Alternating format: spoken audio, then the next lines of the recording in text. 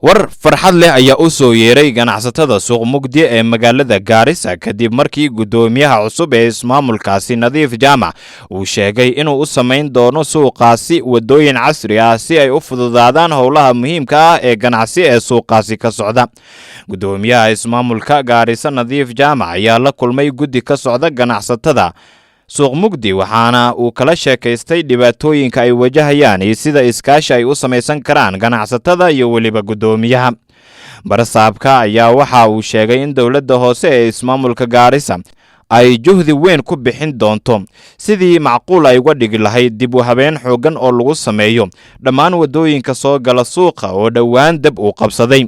Waxa sidoo kale uu sheegay in wada shaqayn dhex marta ganacsatada iyo waliba guud ahaanba dawladdu ay tahay wax muhiim ah.